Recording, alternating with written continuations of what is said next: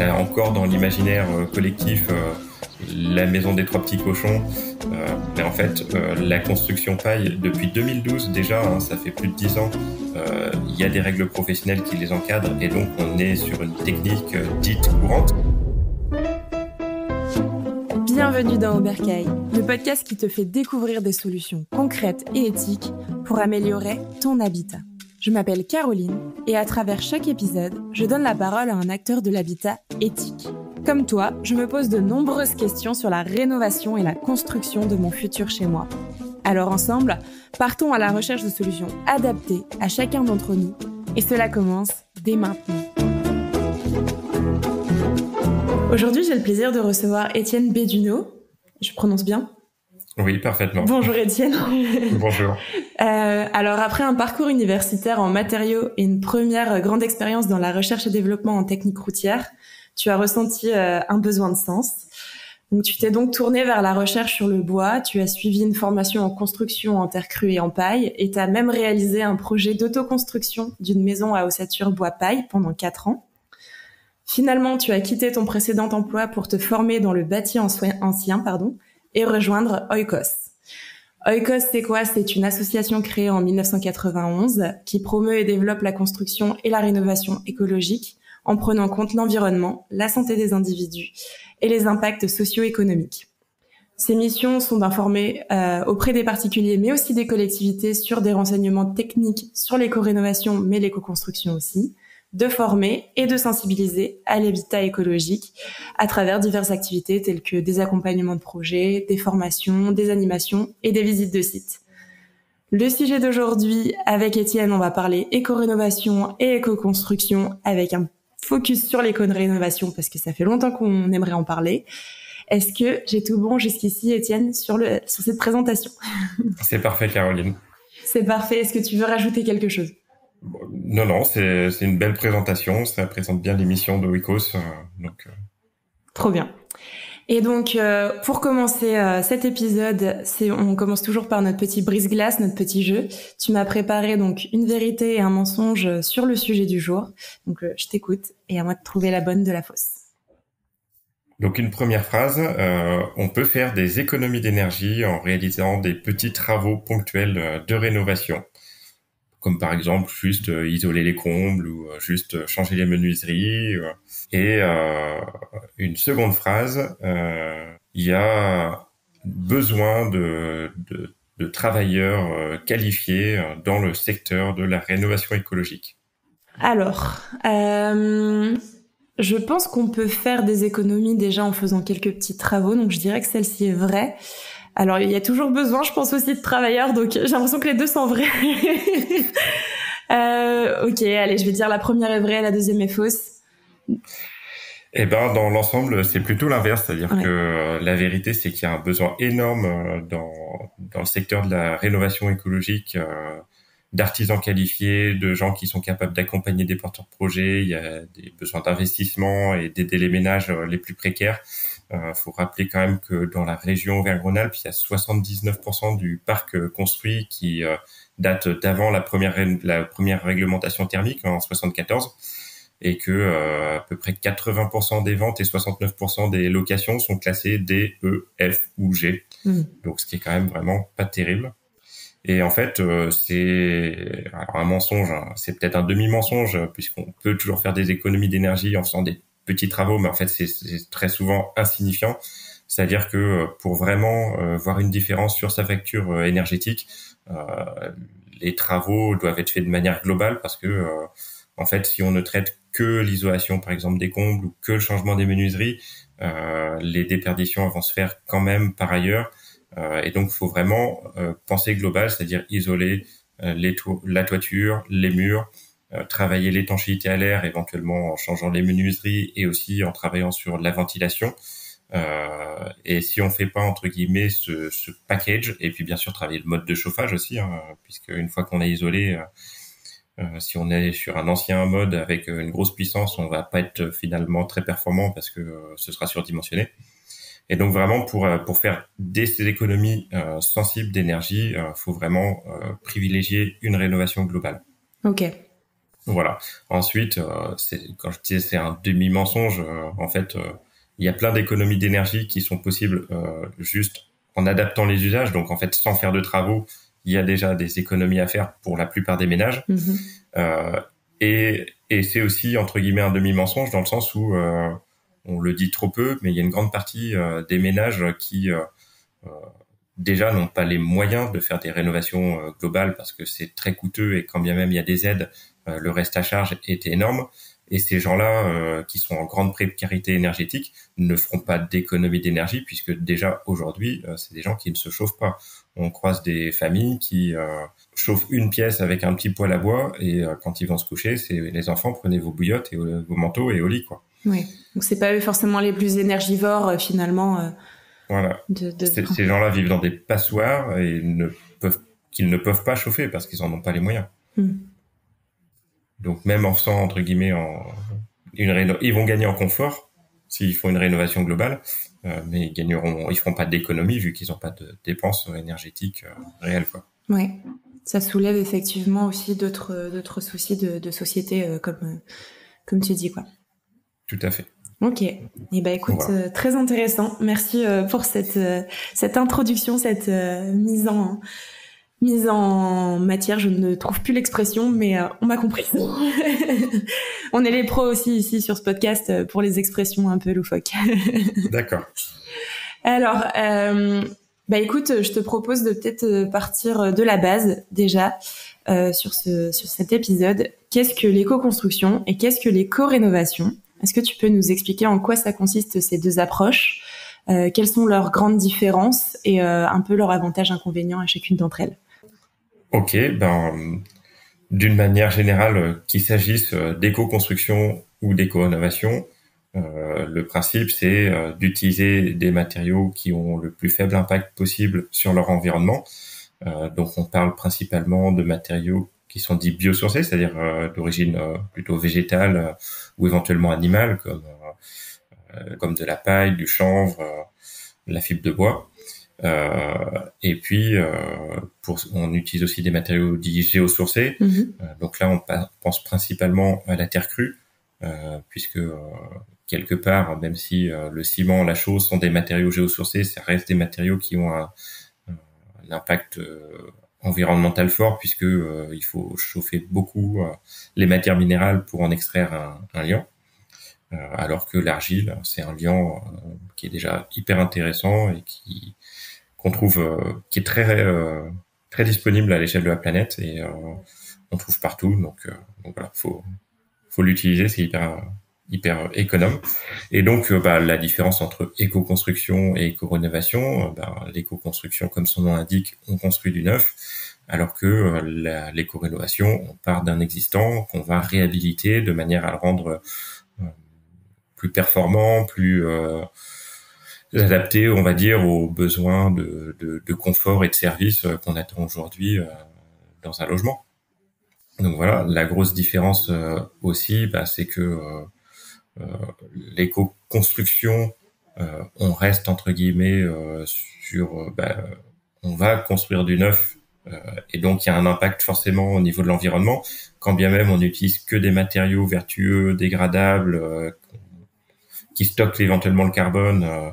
Il y a un moment, on artificialise quand même des milieux qui sont naturels, donc on a un impact négatif sur l'environnement.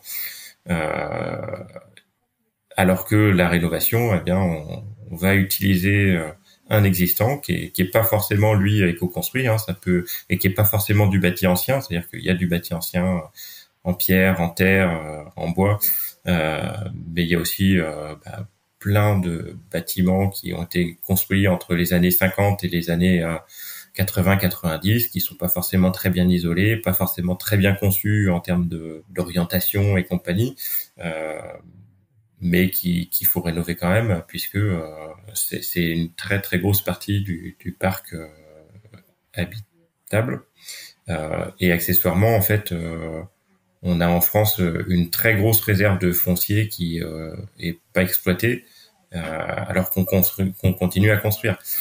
Alors, ça pose des problèmes aussi dans le sens où une grande partie de ce parc qui nécessite réhabilitation et qui est potentiellement vacants et principalement dans des zones rurales éloignées de l'emploi, et donc ça pose on va dire aussi des problèmes de société, alors que la construction elle est la plus forte dans les métropoles et avec des villes qui grandissent et qui grossissent toujours plus. Donc il y a cette dualité entre guillemets qui est un peu difficile à concilier entre les questions de mobilité en fait liées au fait d'habiter plus à la campagne, et puis les questions d'artificialisation des sols.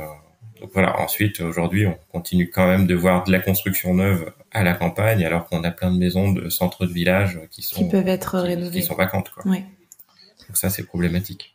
Il y a effectivement ce côté peut-être illogique de dire bon, on veut quand même sa maison neuve alors qu'il y a peut-être énormément de bâtis. Est-ce que c'est pas une crainte de la part des acheteurs ou des personnes qui ont envie de s'installer, de se dire la rénovation ça va être beaucoup plus engageant que la construction? Est-ce que tu as des retours d'expérience là-dessus, même sur le biais économique? Est-ce que ça pourrait être est-ce que c'est plus cher d'éco-construire que d'éco-rénover? Ça pourrait être aussi un argument? Alors pour les questions de coût, en fait ça va être très compliqué dans le sens où ça dépend de quoi on parle en fait, puisque aujourd'hui éco-construire, si on passe par un professionnel, c'est très compliqué. Il y a très peu de professionnels qui proposent des bâtiments réellement performants d'un point de vue environnemental avec des matériaux biosourcés. Il y en a quelques-uns qui proposent des constructions ossature bois isolé en paille, des choses comme ça. Ça se développe, mais ça reste relativement cher. Et puis ça s'appuie généralement toujours sur des fondations, des dalles en béton, des choses comme ça. Et donc ensuite, il y a toujours la possibilité d'auto-construire. Moi, c'est ce que j'ai fait. C'est financièrement intéressant, mais ça demande un investissement en temps qui est quand même énorme. Ça demande quand même un minimum de compétences aussi, et de trouver du coup des professionnels qui sont capables de nous accompagner pour être sûr de faire les choses correctement. Dans la rénovation, là aussi, les coûts, en fait, ça va être très variable en fonction de qu'est-ce qu'on a à rénover. Est-ce que c'est un pavillon Phoenix des années 70 tout en béton et qui potentiellement, en fait, il y a besoin de retravailler toute l'isolation, la ventilation, mais qui, entre guillemets, en termes de murs, de toiture, est sain? Est-ce qu'on part d'une vieille ferme qui est généralement, du coup, énorme, on a vite des 200-300 mètres carrés de surface à rénover, avec potentiellement des travaux lourds, comme créer des ouvertures, comme reprendre une toiture. Bon, ça, il y a des granulométries de projets qui ont des impacts forts. De la même manière qu'en construction, on peut aussi imaginer des constructions. Enfin, aujourd'hui, on voit des pavillons qui se construisent encore en parpaing, isolés par l'intérieur, ce qui est une hérésie, et des pavillons qui vont faire 200 mètres carrés habitables pour une famille. Enfin, c'est énorme.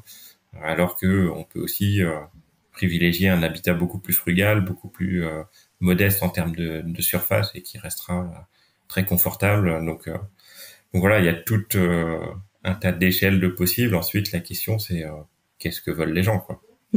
Aujourd'hui, il y a une majorité de personnes qui restent dans l'esprit on veut notre pavillon avec notre pelouse autour, et qui est pas un modèle très vertueux, pas du tout en fait. C'est une question de mœurs aussi, effectivement, je pense. Oui. Exactement. Ok. Bon, je te propose qu'on appuie sur l'éco-rénovation, du coup. Savoir un peu ceux qui s'y intéressent, qui voilà, ont acheté un bien et qui ont envie d'éco-rénover, quels sont un peu les types de matériaux qu'on peut utiliser en éco-rénovation. Quand tu parlais de matériaux biosourcés, est-ce qu'on peut détailler un petit peu ces matériaux? Peut-être les critères à prendre en fonction, les critères de choix à prendre en fonction de sa réno, justement. Ouais. Est-ce que tu peux nous en parler un peu? En fait, ce qui est très intéressant avec l'éco-rénovation, c'est qu'en fait, les matériaux biosourcés sont très adaptés à la rénovation du bâti ancien, dans le sens où c'est des matériaux qui ont la capacité d'absorber et de relarguer l'humidité. Et en fait, la respiration des murs, c'est quelque chose qui est très important à respecter dans le bâti ancien. C'est-à-dire que tout ce qui est maçonnerie en pierre ou en terre, on va avoir de l'eau qui remonte depuis le sol par capillarité dans les murs. Et cette eau, elle va avoir besoin de s'évacuer. On va aussi avoir de l'eau qui est créée dans l'habitat par les usages, hein, quand on respire, quand on fait la cuisine, quand on prend une douche, et qui, elle aussi, va avoir besoin d'être évacuée.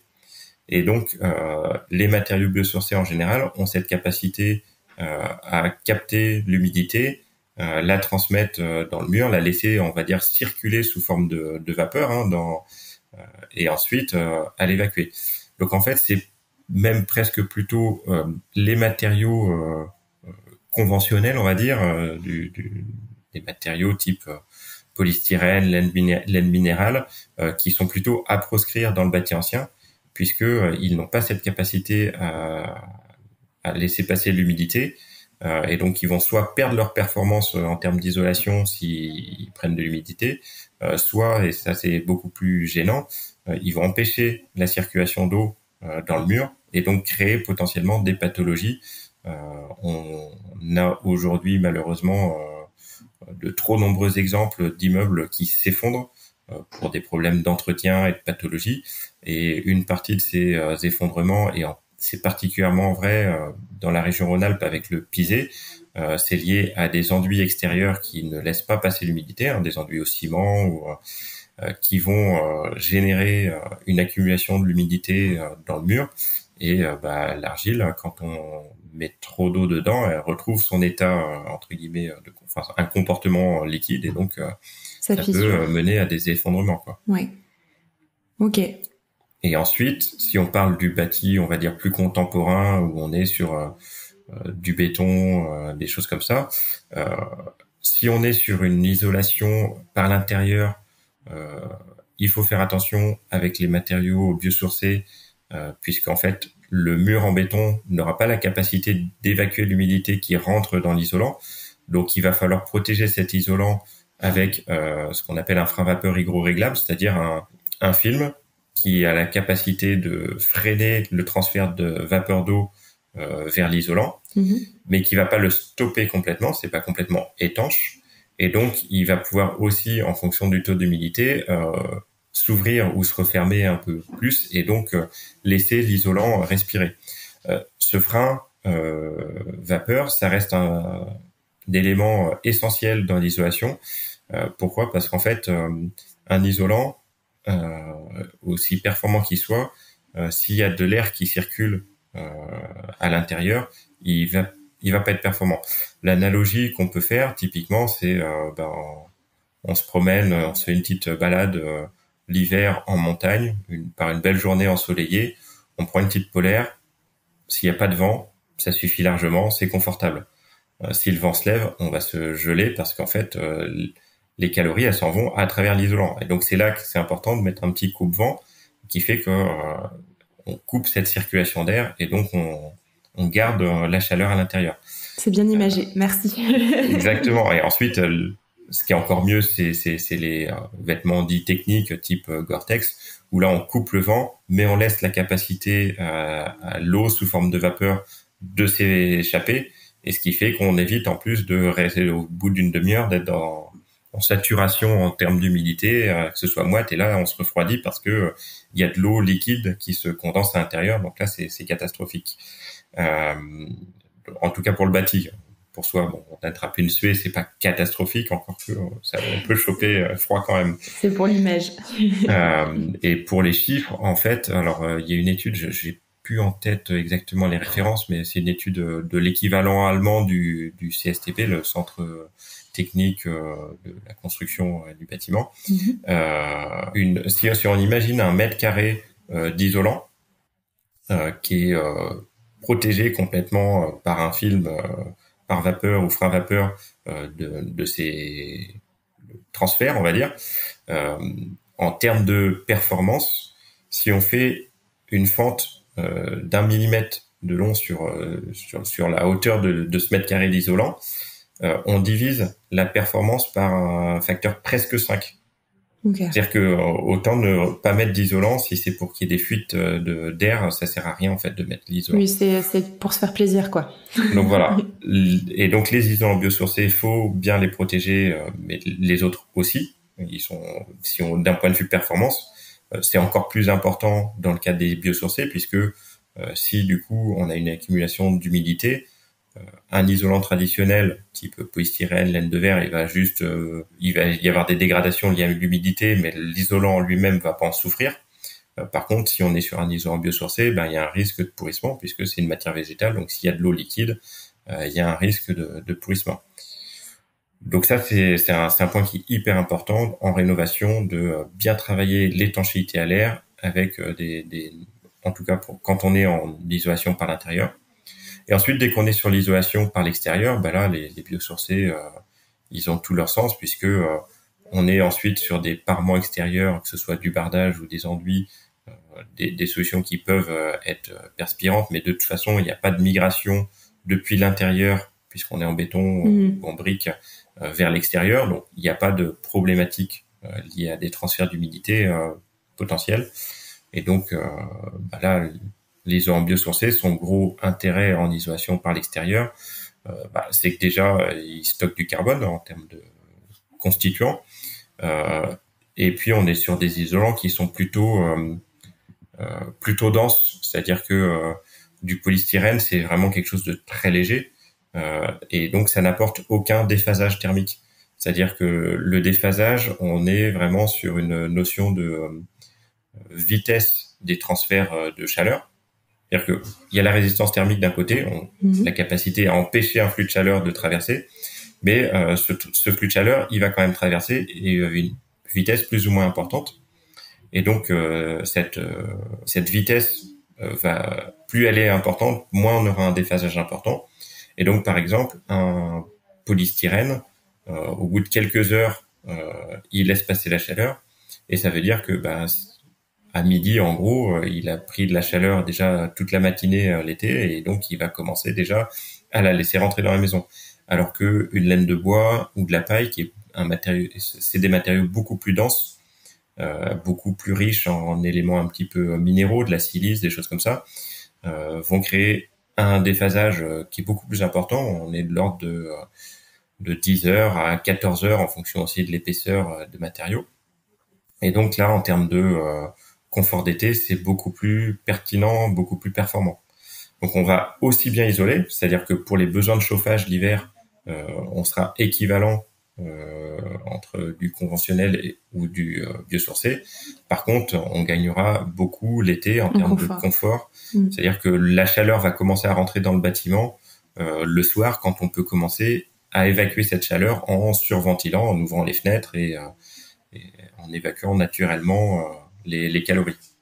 Est-ce que, trop intéressant, est-ce que tu pourrais nous citer quelques... parce que du coup, on a bien compris pour les isolants plus classiques qu'on peut connaître, mais pour les biosourcés, est-ce que tu peux nous citer ceux qui existent, les plus communs ou les plus utilisés? Oui. Alors, le plus utilisé, celui qui a une filière, on va dire, la plus en place, c'est les panneaux de fibre de bois. Oui. On trouve deux types de panneaux. Il y a des panneaux qui sont dits semi-rigides. En réalité, c'est presque souple. Et donc qui vont vraiment servir à isoler. Et on a des panneaux dits rigides qui, eux, sont particulièrement utilisés en isolation par l'extérieur, puisqu'ils sont aussi support d'enduit. C'est-à-dire qu'on peut directement les enduire avec un enduit adapté. Plus décoratif du coup pour l'enduit ou pour non, c'est un enduit de protection. C'est-à-dire que quand on isole par l'extérieur, ensuite on vient protéger, alors soit avec un bardage, soit avec un enduit, mais on vient protéger notre isolant de la pluie principalement, et du soleil. Et donc là, on peut l'enduire directement. Ensuite, ça reste des isolants. Donc c'est des fibres de bois qui sont agglomérées, et donc c'est pas des isolants qui seraient complètement compostables, dans le sens où on a quand même un liant qui est généralement d'origine pétrochimique, qui permet d'agglomérer ces particules la plupart du temps. Donc c'est pas les matériaux les plus écologiques. Il y a quand même un stock de carbone qui est important, mais il y a une énergie, on va dire grise, qui est importante liée à cette colle, et liée aussi à ce qu'il faille les monter un petit peu en température pour agglomérer les particules entre elles. Ensuite, on a des isolants d'origine végétale, donc on va retrouver sous forme de panneaux des isolants à base de fibres de chanvre, à base de fibres de lin, à base de fibres de coton recyclé, voire à base de l'ensemble de ces fibres mélangées. Je vais pas citer de marque, mais il y a une marque assez connue qui fait un trio de ces trois fibres mélangées. On a aussi des panneaux isolants. Donc là, on est toujours sur du semi-rigide qui sont à base de tissus recyclés. Donc c'est des tissus qui sont collectés dans les bornes de collecte, qui peuvent pas être réemployés en termes de vêtements parce que trop abîmés, et donc qui sont triés, et qui sont traités et dont on fait des panneaux d'isolant. On a fait un épisode d'ailleurs sur la saison 1 là-dessus, D'accord. avec la fibre de coton. Ok, donc voilà. Et ensuite on va avoir des isolants, on va dire beaucoup plus alternatifs, dans lequel, dans un premier temps, on peut retrouver la paille. Alors avec une filière qui déjà se structure, puisqu'en fait aujourd'hui il y a des règles professionnelles de la construction en paille, c'est-à-dire que on a encore dans l'imaginaire collectif la maison des trois petits cochons. Oui. Mais en fait, la construction paille, depuis 2012 déjà, hein, ça fait plus de 10 ans, il y a des règles professionnelles qui les encadrent, et donc on est sur une technique dite courante d'un point de vue assurantiel et technique constructive. Donc ça reste un isolant hyper performant parce que ça isole bien, il y a un très bon déphasage, on est sur un matériau qui est très peu transformé, donc vraiment très vertueux d'un point de vue environnemental. Okay. Qui accessoirement associé à du bois pour la structure et à des enduits terre ou chauds pour la finition, on a vraiment un trio gagnant, c'est-à-dire qu'on a du bois qui stocke le carbone pour la structure, on a de la paille qui stocke le carbone, et on a un enduit de finition soit à la terre, soit à la chaux, ou les deux, qui apporte de l'inertie au bâtiment, qui apporte un vrai confort en termes de régulation de l'humidité, et si on est que sur de l'argile, qui est là aussi hyper neutre en termes d'émissions. Donc c'est potentiellement la terre du terrain dans l'idéal. Donc c'est vraiment là pour le coup un beau trio gagnant, quoi. Un très bon trio gagnant pour la construction. Moi je milite pour qu'on ne fasse que ça en construction neuve, ce serait vraiment l'idéal. Donc voilà. Bon, c'est pas aujourd'hui encore possible malheureusement, mais j'espère qu'on y viendra. Pas possible dans le sens c'est pas la norme, ou est-ce parce que les gens ne sont pas assez informés? Ouais, parce que les gens ne sont pas assez informés, que accessoirement, si on passait toute la construction neuve en isolation paille, en termes de ressources, on serait un petit peu limité. On a une ressource qui est très disponible. Ensuite, si on passait 100% de la construction neuve en paille, ce serait limite. Mais en fait, on serait limité avant ça aussi par le bois disponible pour construire les ossatures. Et puis, la paille n'a pas vocation à créer des conflits d'usage avec les éleveurs qui en ont besoin pour la litière. Et accessoirement, la paille, elle est très complémentaire de plein d'autres isolants. Je pense au chanvre, ceux qu'on a présentés avant, donc les mélanges de fibres de lin, de chanvre, de coton. Donc en fait, il y a des bons mix à trouver, et donc il n'y a pas besoin de construire tout en paille. C'est pas un objectif. Je le disais parce que ce serait un idéal. Je travaille dans un bâtiment construit en paille, je vis dans une maison en paille, donc j'affectionne plus ce matériau, mais en fait il n'y a pas besoin de faire que ça. Donc voilà. Et puis ensuite il y a plein d'autres matériaux qui pour le moment sont encore très peu développés. Mais qui tendent à le devenir. Il y a des recherches qui sont faites sur l'utilisation des balles de céréales. Donc les balles de céréales, c'est vraiment l'enveloppe du grain qui aujourd'hui n'est pas valorisée, à part pour être brûlée dans des chaudières. Enfin, elle est valorisée en termes d'énergie, mais c'est pas forcément ce qu'il y a de plus pertinent. Et on peut l'utiliser pour remplir des caissons en insufflation, de la même manière qu'on utilise la ouate de cellulose. Alors, c'est vrai que dans les isolants biosourcés, j'ai oublié la ouate de cellulose qui peut être utilisée en vrac ou en insufflation dans des caissons pour isoler. Donc là, on est sur du papier ou du carton recyclé. Et donc, on peut le remplacer par de la balle de céréales, de la balle de blé ou d'orge qui aujourd'hui est un déchet des meuniers, qui est brûlé, et on peut très bien l'utiliser en construction. Tu viens de m'en apprendre un nouveau, tu vois, Étienne. Je ne savais pas. Et puis ensuite, il y a des recherches qui sont faites sur tout ce qui est canne de maïs ou canne de tournesol, qui de la même manière ne sont pas entre guillemets valorisés. C'est des déchets de l'agriculture qui restent la plupart du temps sur le champ, mais qu'on peut tout à fait envisager de valoriser. Et d'ailleurs, la moelle qui est présente dans ces cannes est très intéressante d'un point de vue isolation. On est vraiment sur une sorte de mousse qui a des très très bonnes performances pour l'isolation. Bon, ça laisse quand même des belles perspectives dans le sens où il y a quand même des solutions dans le biosourcé, effectivement, peut-être dans l'équilibre aussi, comme tu disais, si demain on voulait construire tout en paille, ce serait peut-être compliqué, mais de pouvoir mixer, comme tu dis, et exactement, trouver, il y a des mix à trouver en fonction en fonction des cultures locales. D'ailleurs, si je refais un parallèle avec la paille de blé, il y a des régions qui sont excédentaires, il y a des régions qui sont déficitaires, soit parce qu'on produit pas assez entre guillemets de paille, soit parce qu'il y a beaucoup d'élevage et donc beaucoup de besoins pour les litières. Mais par exemple, il y a des alternatives qui peuvent exister, et je pense entre autres à la région PACA qui est très déficitaire en paille, mais en fait en paille de blé, mais ils ont de la paille de riz qui elle n'est pas utilisée parce qu'elle est un petit peu trop agressive pour les animaux au niveau des mamelles, ça crée des problèmes, c'est abrasif, mais c'est tout à fait valorisable en isolant, en botte pour faire de l'isolation.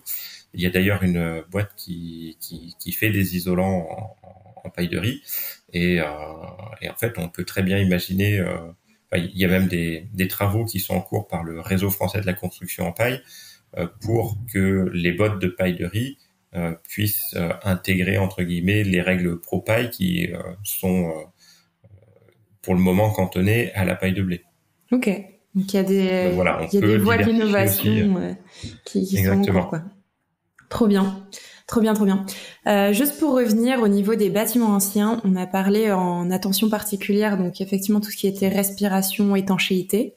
Est-ce qu'il y a d'autres spécificités à prendre en compte par rapport à la rénovation des bâtiments anciens, en dehors de effectivement de ce côté étanchéité, au niveau des matériaux, est-ce qu'il y a d'autres spécificités?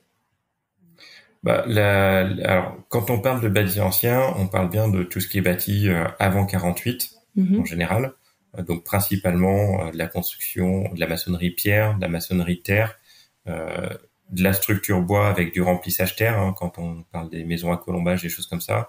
Et il y a un quatrième type, c'est tout ce qui est construction en mâche-fer. Donc les mâches-fer, c'était des résidus de l'industrie métallurgique qui étaient utilisés soit de la même manière que le pisé en banchage, soit en blocs préfabriqués.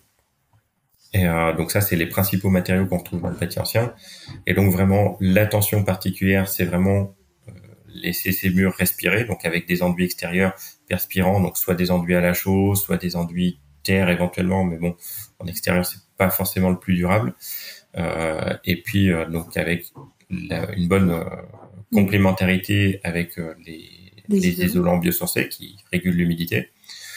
Les autres précautions à prendre, non, c'est vraiment la protection de l'humidité. Donc c'est à la fois laisser les murs respirer, éviter aussi les bétons au niveau des sols, c'est-à-dire que les dalles en béton, elles empêchent aussi les sols de respirer, donc elles vont concentrer l'humidité dans les murs.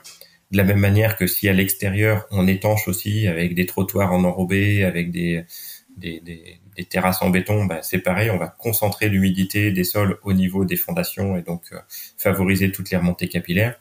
Donc là, il faut privilégier à l'extérieur plutôt des matériaux, d'éviter d'imperméabiliser les sols à l'extérieur, et à l'intérieur plutôt des dalles à la chaux. Et là, la problématique, c'est que c'est pas dans les DTU, les maçons, il y en a très peu qui proposent ce type de réalisation, et ça complique un petit peu les choses. Mais c'est vraiment important de plutôt privilégier des dalles à la chaux dans ce genre de bâti. C'est une alternative. Ensuite, les autres, je dirais qu'ensuite, sur le bâti ancien, il faut respecter aussi l'aspect patrimonial qui peut être intéressant à conserver. Éviter, ça dépend, ça se réfléchit, mais l'isolation par l'extérieur dans le bâti ancien, ça pose souvent un problème à la fois d'esthétique, sur les changements de volume, sur le fait qu'on va masquer entre guillemets des éléments décoratifs anciens, des choses comme ça. Et puis d'une manière générale, en fait, c'est des matériaux qui sont assez mal caractérisés d'un point de vue thermique et qui en fait sont considérés comme déperditifs, mais parce qu'on prend pas en compte le cycle de l'eau dans les calculs thermiques. Et en fait, la réalité, c'est qu'ils sont pas si mauvais que ça. Et donc, juste avec parfois de la correction thermique, c'est-à-dire on vient travailler un revêtement de surface avec, on va dire, une effusivité. C'est un mot. C'est un gros mot, ça. Ouais, l'effusivité, c'est une caractéristique thermique qui traduit la vitesse à laquelle un matériau va se réchauffer ou non. Okay. Et donc, typiquement, si on veut faire un parallèle, c'est la sensation de paroi froide ou pas. Typiquement, un mur en pierre, on a une sensation de paroi froide, c'est-à-dire que la température qu'on va ressentir à proximité d'un mur froid, ce sera la moyenne, en gros, entre la température de l'air et la température du mur. Donc un mur qui est à 13 degrés parce qu'il est pas isolé, qu'il est en pierre et qui donne sur un extérieur à 0 degrés l'hiver, en fait, si l'air est à 19, on va ressentir la moyenne. La moyenne, c'est-à-dire à peu près 16 degrés, ce qui est un peu frais. En fait, la correction thermique, on va venir appliquer dans les solutions qui existaient entre guillemets, typiquement dans les châteaux ou les choses comme ça, on va venir appliquer un lambris bois ou éventuellement des moquettes murales qui vont en fait couper cette sensation de paroi froide, qui vont se réchauffer très facilement, qui vont prendre la température de l'air extérieur, enfin de l'air extérieur, non de l'air intérieur, et donc leur température de surface, elle sera peut-être plutôt de 17 ou 18 degrés, et du coup, on aura une sensation de confort, sans avoir, entre guillemets, amélioré les déperditions du bâtiment. Mais en fait, c'est hyper important quand même, parce que si on est confortable, on va pas chauffer plus. Alors que si on est inconfortable parce qu'il y a une paroi froide, on va monter le chauffage, on va chercher, au lieu d'être à 19, à monter à 21, 22, pour compenser ce phénomène de paroi froide. Donc les correcteurs thermiques, ça va être généralement des enduits à base de terre ou de chaux, avec une forte composante végétale. Donc on va ajouter soit de la chènevotte, qui est la fibre de chanvre, okay. Soit de la paille, de la paillette de lin, des choses comme ça, pour couper justement cette sensation de paroi froide. On peut tout à fait aussi appliquer du lambris ou devant une fenêtre, entre guillemets, le verre peut constituer aussi une paroi froide dès lors, enfin, à part si on est sur un triple vitrage, la plupart du temps, les fenêtres, c'est des parois froides. Même sur du double, le verre intérieur reste quand même relativement froid. En fait, il suffit de tirer un rideau pour couper cette sensation de froid l'hiver, quoi. Donc, le soir, en tout cas, on gagne facilement en confort. En journée, on va chercher à laisser rentrer la lumière, mais le soir, un simple rideau permet de gagner en confort. Et en fait, typiquement, quand on parle de confort, on a beaucoup entendu l'hiver dernier avec les craintes du gouvernement de ne pas avoir assez d'énergie pour que tout le monde puisse se chauffer convenablement et arriver à des problèmes de blackout du système électrique. On nous a demandé de baisser la température à 19. Pour moi, c'est la chose à faire en dernier. C'est-à-dire que quand on parle de confort thermique, les 4 grands principes, c'est réduire les sensations de paroi froide, donc en travaillant sur l'effusivité des matériaux qu'on emploie dans la construction. Réduire les problèmes de courant d'air, c'est-à-dire que une maison elle a besoin d'être ventilée, mais il faut qu'on maîtrise cette ventilation. Donc on cherche au maximum à réduire les entrées d'air parasites, donc travailler sur l'étanchéité à l'air, c'est ce que je disais, par exemple quand on isole avec des freins vapeur hydro-réglables, avec ce genre avec des enduits qui permettent aussi de limiter les fuites d'air par des petites fissures dans les murs anciens. Et puis, on va maîtriser le renouvellement d'air avec des équipements type VMC, soit hydro-réglable, soit si on a un très bon niveau d'étanchéité à l'air, ça devient intéressant éventuellement de passer sur de la ventilation double flux, qui a aussi des intérêts pour la qualité de l'air intérieur puisque c'est de l'air qui est filtré et qui permet un bon taux de renouvellement d'air sans perdre trop de calories. Euh, donc voilà. Et en fait, les courants d'air, en termes de confort, dès qu'il y a un courant d'air, on le sent tout de suite. Ça nous refroidit aussi. Hein, là aussi, plus on a une vitesse de courant d'air importante, plus on se refroidit vite. Donc on va travailler sur l'étanchéité à l'air, sur les sensations de paroi froide, réduire les courants d'air. L'humidité, hyper important. J'oubliais presque le principal. Un air qui est chargé en humidité est beaucoup plus conducteur de la chaleur, et donc on va potentiellement avoir plus de déperdition. Et en plus de ça, c'est assez inconfortable. Une maison trop humide, on le sent tout de suite. On a plus de risques de développer des maladies, des infections. On a plus de risques aussi d'avoir des pathologies dans le bâtiment. De la même manière qu'il y a un air trop sec, et c'est le cas souvent en montagne, quand on est en hiver, le fait que la température soit très faible fait que l'air peut se charger assez peu en humidité. Et donc, on est sur des sensations, entre guillemets, d'irritation des voies respiratoires parce qu'il n'y a pas assez d'humidité dans l'air. Et donc, un taux d'humidité dans l'air entre 40 et 60%, c'est idéal. Et donc, la régulation de cette humidité par des matériaux qui ont de la capacité d'absorber quand il y en a trop et de le relarguer quand il n'y en a pas assez, c'est hyper intéressant. Donc ça, c'est ce que font les isolants biosourcés. C'est ce que font également les enduits terre ou les les murs de refend en terre crue. Donc la terre crue, c'est pareil. Nous, on en a parlé aussi du coup dans la saison 2. Donc ça permet aussi d'expliquer un peu tous les composants. Voilà, donc une fois qu'on a optimisé l'étanchéité à l'air, les parois froides et la régulation de l'humidité, là, éventuellement, on peut venir jouer sur le thermostat pour régler la température de la pièce. Et là, on est censé être bien niveau confort. Et là, on est bien. Et en fait, typiquement, si on n'a pas de courant d'air, qu'on a une bonne humidité de l'air ambiant et qu'on n'a pas de sensation de paroi froide, 19 degrés, c'est même plus que confortable. Moi, alors à titre personnel, dans la maison, on est plutôt dans cette configuration où ces trois paramètres sont plutôt bien réglés. On est sur une maison qui est bien isolée, mais il y a un moment, quand on la chauffe pas l'hiver, elle se refroidit quand même. Et typiquement, comme le seul moyen de chauffage c'est un poêle et qu'il est assez éloigné de la partie salle à manger, le matin quand on arrive au petit-déj qui fait froid dehors, potentiellement cette partie-là de la pièce qui est un peu plus difficile à chauffer parce qu'elle est éloignée du poêle, elle est peut-être à 16 ou 17 degrés. En fait, 17 degrés, s'il n'y a pas de sensation de paroi froide, qu'il n'y a pas de courant d'air et que l'humidité elle est à un taux plutôt sain, en fait c'est pas si froid que ça. Moi je suis en pyjama, je mets quand même une petite veste histoire parce que je sors de la couette et que c'est plus confortable, mais ça suffit en fait. C'est tout à fait acceptable. Voilà, c'est tout à fait confortable. 17-18 degrés, c'est très confortable. Alors ensuite, je l'entends, si on est statique en télétravail à 17 degrés, non, là ça suffit pas, on se réchauffe pas assez, il y a besoin d'avoir un appoint ou de chaleur, ou choses comme ça. Mais voilà, quand on est entre guillemets dans le speed de je prépare les enfants pour aller à l'école et je me prépare et je range le petit-déj et compagnie, on n'a pas froid, il n'y a pas de souci.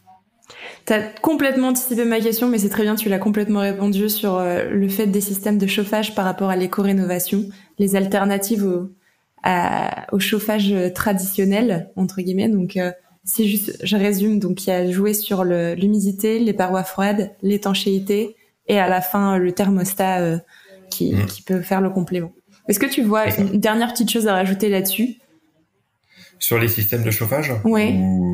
Alors, sur les systèmes de chauffage, le chauffage bois est d'un point de vue environnemental plutôt performant. Et si on veut vraiment faire du très performant et adapté aux bâtis anciens où on a souvent une forte inertie, il existe ce qu'on appelle des poêles de masse qui, s'ils sont bien étudiés, en fait, vont permettre une double combustion, c'est-à-dire qu'il y a un premier foyer dans lequel on va faire brûler le bois et un deuxième foyer avec un deuxième apport d'air extérieur dans lequel on va monter en température parce qu'en fait les fumées circulent autour du poêle pour vraiment optimiser la température de chauffe.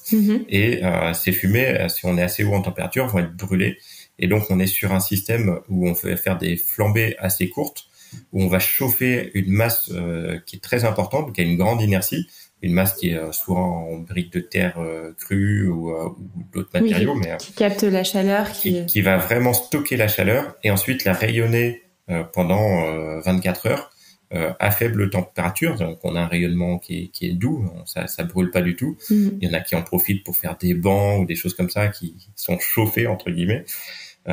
Et donc on a à la fois une combustion qui est très complète et donc qui émet très peu de composés polluants dans les fumées. Et en plus des fumées qui, une fois qu'elles ont fait tout leur circuit dans la masse de stockage du poêle, ressortent à une température très faible. Donc on a vraiment capté un maximum des calories que pouvait apporter le bois. Et donc là, on est vraiment sur des modes de chauffage très performants. Alors qui quand même ont leur inconvénient, c'est-à-dire que ça reste plutôt adapté dans du bâti ancien qui a une forte inertie. Si on est sur une construction récente avec une conception bioclimatique qui peut facilement capter des apports solaires, qui est bien isolée et qui a un très faible besoin de chauffage, on risque en fait plus d'avoir de la surchauffe dans le sens où si on allume notre poêle parce qu'il fait froid, en fait le temps de réchauffer est très long pour le coup. Et donc on a besoin plutôt dans ces habitats qui ont peu d'inertie d'un chauffage qui est très réactif pour chauffer vite l'air ambiant. Et puis en plus de ça, si ça rayonne pendant 24 heures et qu'en fait il se met à faire du soleil et qu'on capte bien ses apports, ben on risque de surchauffer. Derrière, oui. Donc voilà, c'est plutôt adapté dans du bâti qui a déjà une inertie importante et accessoirement une occupation régulière. C'est-à-dire que si on n'est pas là en journée, c'est peut-être pas non plus adapté. Mais si on en a une occupation régulière, qu'on fait du télétravail, c'est beaucoup plus adapté. Ok. Trop intéressant. Et justement, dernière petite question, et après je pense que on aura déjà bien avancé dans l'épisode. Pour des bâtiments peut-être plus récents qu'on souhaite rénover, qu'est-ce qui serait le plus adapté en soi en chauffage lié à ça? Donc peut-être pas ce genre de poêle, mais... Sur du bâti plus récent, donc ce qui est important de voir, alors c'est plus difficile sur le bâti ancien dans le sens où c'est du bâti qui est pas forcément facile à isoler de manière globale. Sur du bâti plus contemporain, faut vraiment faire de la rénovation globale, c'est-à-dire travailler l'isolation des murs, la toiture, l'étanchéité à l'air et réfléchir au mode de chauffage. Et là, pour moi, ce qui est quand même ce qui reste performant, ça peut être soit du chauffage avec des poêles à granulés, ou à partir du moment où on a une enveloppe extérieure qui est performante, il y aura pas une grosse consommation, donc on n'est pas obligé de partir sur de la grosse chaudière avec une grosse trémie de stockage de granulés. Un petit poêle assez réactif, ça peut tout à fait suffire. On peut aussi partir sur de la pompe à chaleur, qui est quelque chose que je préconise pas forcément habituellement parce qu'aujourd'hui on a plein d'aides pour les installations de pompes à chaleur et en fait on subventionne des pompes à chaleur qui sont mises sur des passoires énergétiques et qui en gros du coup ont un rendement mais qui est nul, c'est complètement inefficace et c'est vraiment dommage. Il faut qu'il y ait un sens avec le bâti complet quoi. Exactement. Par contre, si on est sur du performant, on peut très bien partir sur ce genre de système et éventuellement couplé avec du photovoltaïque en autoconsommation et tout. Alors ça reste des solutions un peu techno, on n'est pas forcément fan, mais moyennant que ce soit des installations qui sont correctement conçues et dans un habitat, on va dire, peu déperditif, ça reste pas complètement déconnant. Ensuite, il faut aussi privilégier, quand c'est possible, des chauffe-eau solaires, puisqu'en fait le chauffage de l'eau domestique c'est quand même un poste parfois important pour une famille et du coup le chauffe-eau solaire il y a des systèmes qui existent qui sont plutôt très performants qui utilisent pas de glycol ou autres échangeurs on va dire qui sont avec des produits nocifs pour la couche d'ozone et accessoirement qui chauffent au soleil, donc ça c'est top quoi. C'est encore mieux. Effectivement. Voilà. Et ensuite aussi, on peut privilégier, et là, quel que soit le type de bâti, que ce soit ancien ou contemporain, plutôt que de faire des sols chauffants où au final on a très peu de contact avec le sol, plutôt privilégier des cloisons, des murs de refend à l'intérieur chauffant, puisqu'en fait on a une surface de rayonnement qui est beaucoup plus en parallèle avec nous, notre surface corporelle, et donc on capte beaucoup mieux la chaleur. Donc une cloison par exemple en briques de terre crue avec à l'intérieur un système de circulation de l'eau chaude, soit chauffée solaire ou autre, ou avec une chaudière à granules, avec le système de chauffage qu'on a retenu, c'est beaucoup plus pertinent que de faire un chauffage au sol. Okay. Et accessoirement, si c'est en terre crue, en plus, ça va permettre une bonne inertie, la diffusion, une régulation de l'humidité, bref, quelque chose d'assez vertueux. Ok, et hyper intéressant parce que c'est vrai que ça c'est un système que j'avais jamais entendu parler finalement, de le mettre plutôt au lieu du chauffage au sol, de faire dans les murs. Donc hyper intéressant. Ça ouvre des possibilités nouvelles, Étienne, qui sont peut-être pas si nouvelles, mais au moins on en parle. Non, mais il y a plein de choses qui peuvent être faites, qui sont parfois de l'innovation, parfois un retour entre guillemets à des choses qui se faisaient déjà par le passé. Et qu'on a peut-être laissé passer ou oublié et qui reviennent peut-être. Oui, par un accès hyper facile à l'énergie, on est parti sur des solutions simples, mais pas forcément toujours pertinentes ni très frugales. Dans le bon sens, oui. Exactement. Eh ben écoute, je te propose de passer, je pense qu'on a fait un bon petit tour sur cet épisode, à la phase action et à des questions un petit peu plus tac au tac. Est-ce que t'es parti pour ça? Allez, je suis prêt. Go! Je profite de cette coupure, tu te demandes peut-être comment soutenir notre travail sur Aubercaille. Déjà, tu peux noter ce podcast. C'est un moyen simple mais crucial pour atteindre un public plus large. Sur Apple Podcast ou iTunes, on t'invite à laisser une note et un commentaire. Et si c'est sur Spotify, tu peux également nous soutenir en partageant ce podcast en story et en nous taguant sous le nom Aubercaille-Média. On compte sur toi. Et maintenant, retour à notre intervenant. Concrètement, comment ça se passe pour son bercail ? Alors, écoute, nos éditeurs, ils ont un projet, comme tu peux le deviner, d'éco-rénovation. Qu'est-ce que tu leur conseilles d'hyper concret, une première question à se poser, un conseil ultra concret pour commencer leur projet ?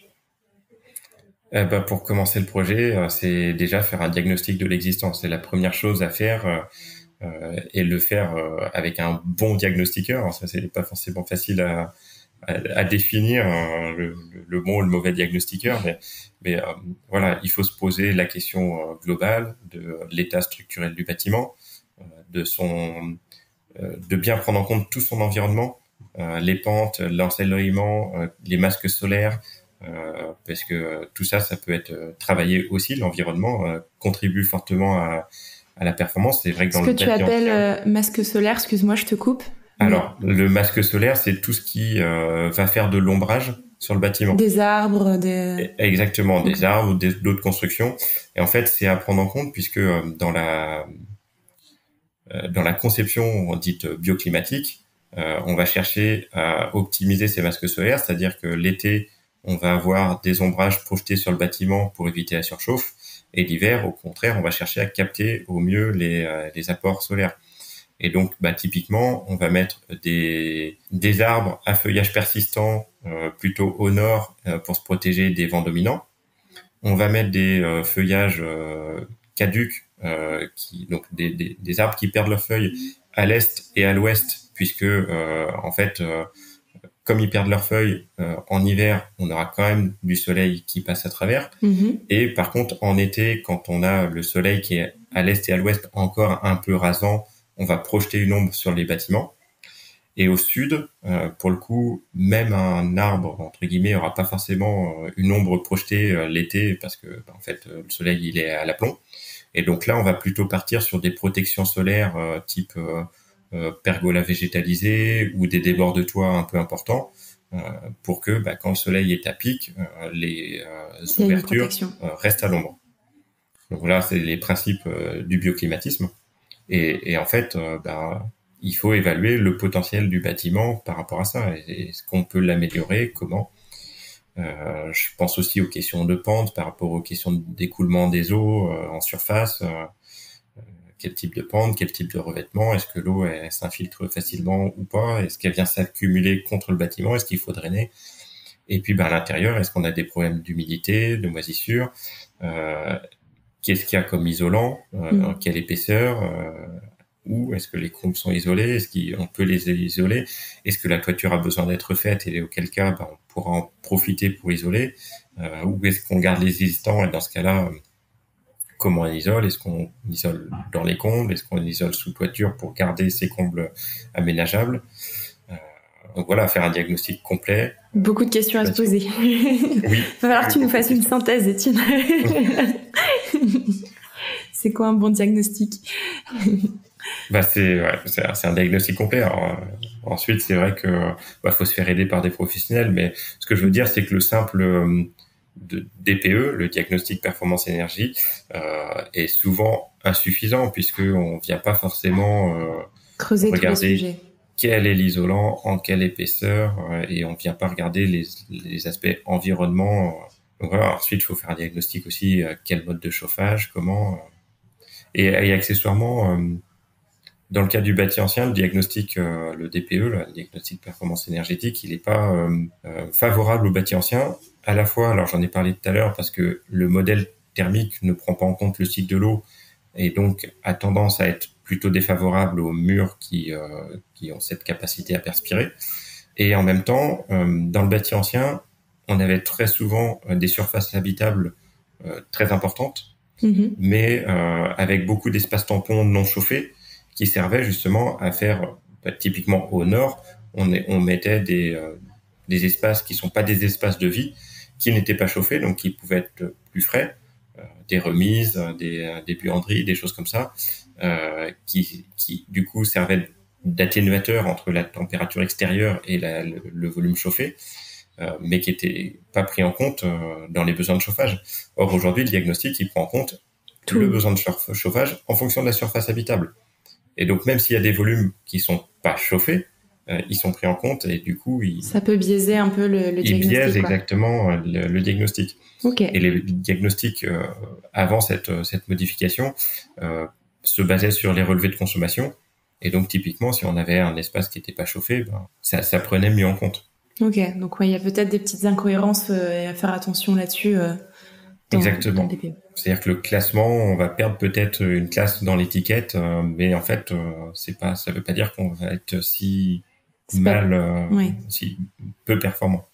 Ok, non, c'est intéressant de le souligner. C'est parce que je pense que bien souvent on le sait pas, ou on s'imagine pas en tout cas. Ok, et du coup on va passer un peu des questions plus personnelles. Déjà, dans ta vision, dans le meilleur des mondes pour toi, c'est quoi du coup ton bercail idéal? Alors si je le fais très court et sans rentrer dans le détail, c'est un habitat qui est sain déjà pour ses occupants, qui est durable.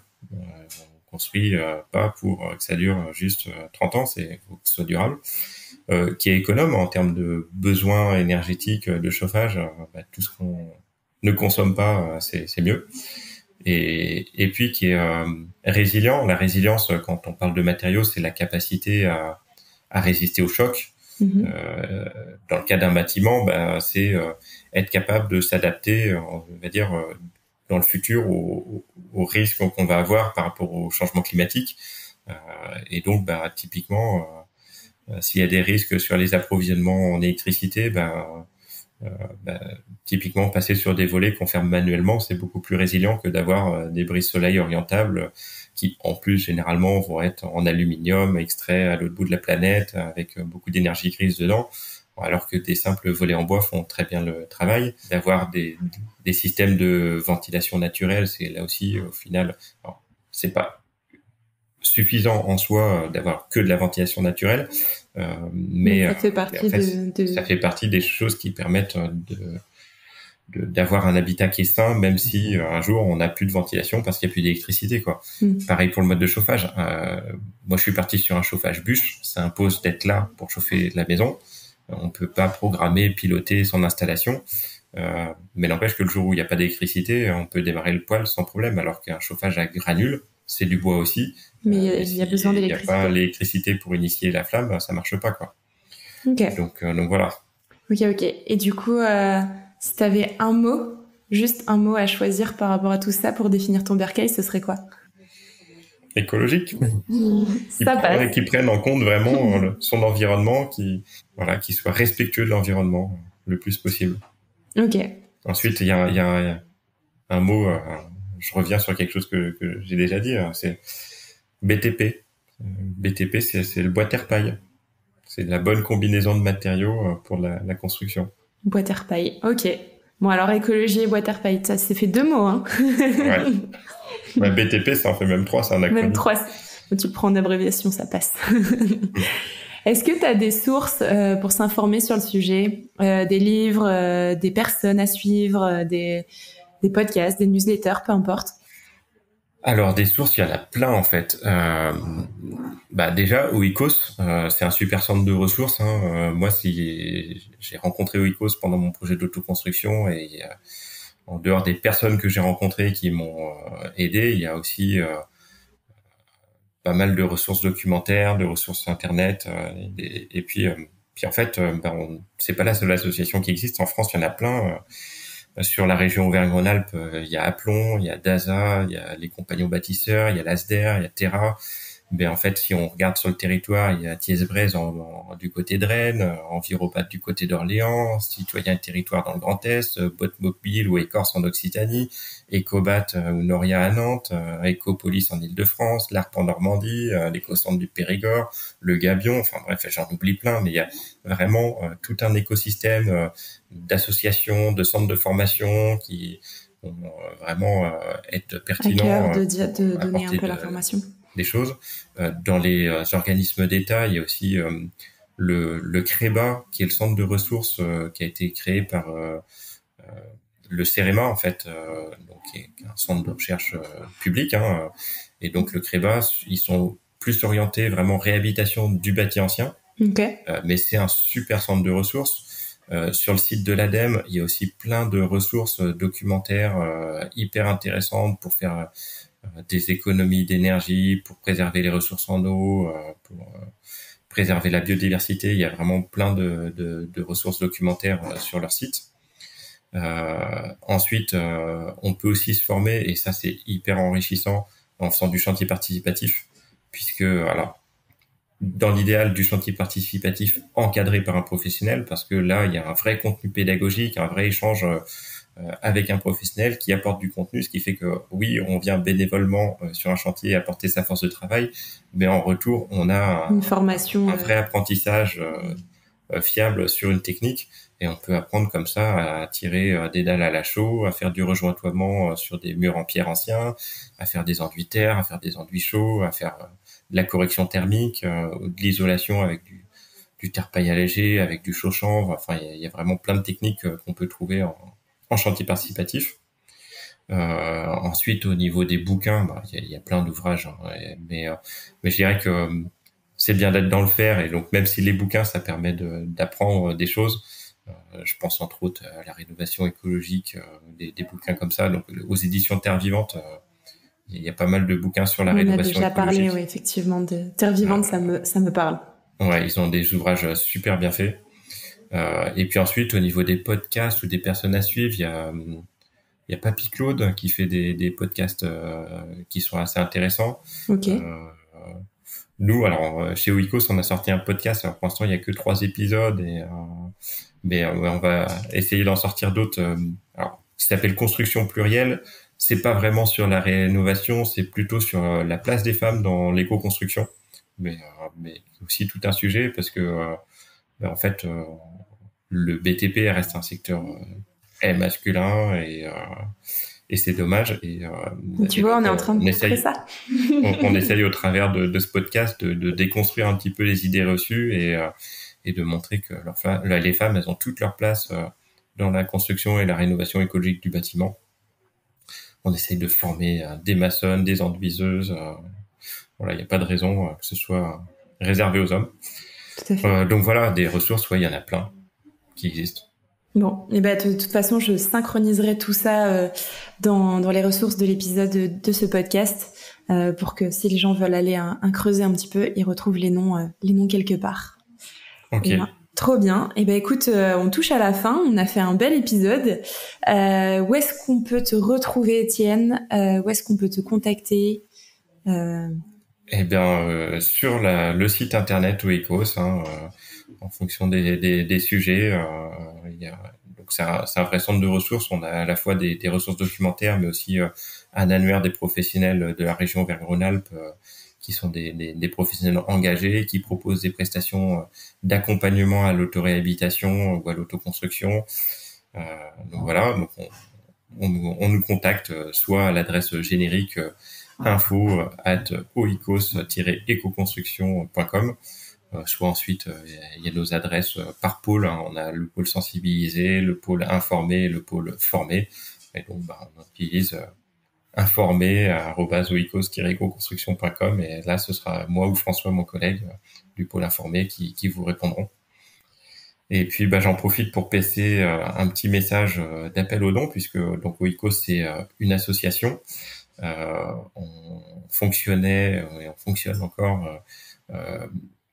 d'une partie, le pôle formé est plutôt indépendant financièrement et s'autofinance, avec une volonté de rester sur des tarifs les plus abordables et les plus accessibles à tous possible.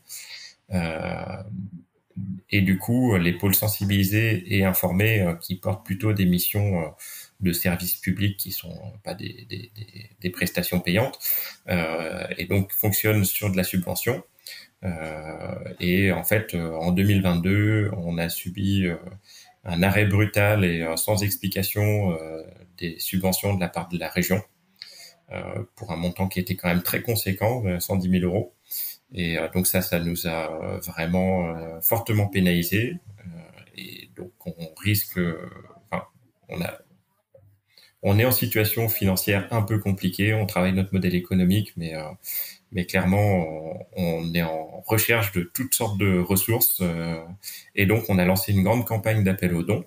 Donc voilà, tous ceux qui veulent soutenir les missions et les projets de Oikos peuvent retrouver sur notre page internet un petit lien pour donner. On peut aussi adhérer. L'adhésion, c'est au-delà du montant qu'on donne, qui est complètement libre. Là, pour le coup, on donne ce qu'on veut. C'est aussi montrer aux gens qui nous soutiennent que derrière, il y a des gens qui sont actifs, qui ont envie de s'investir. Et puis que de temps en temps, on peut solliciter nos adhérents pour des petites missions de bénévolat, pour essayer de les impliquer dans la vie associative. Donc voilà. Super. Super, l'appel est lancé. Merci beaucoup, Étienne. Merci pour ce passage. Et puis je dis à tout le monde, à bientôt dans vos bercailles. Merci d'avoir écouté l'épisode jusqu'au bout. C'est l'heure du bilan. Voici les 3 choses principales à retenir. La première chose, c'est que les petites éco-rénovations peuvent donner l'impression d'économiser de l'énergie. Mais pour des économies significatives, il vaut mieux opter pour une rénovation globale.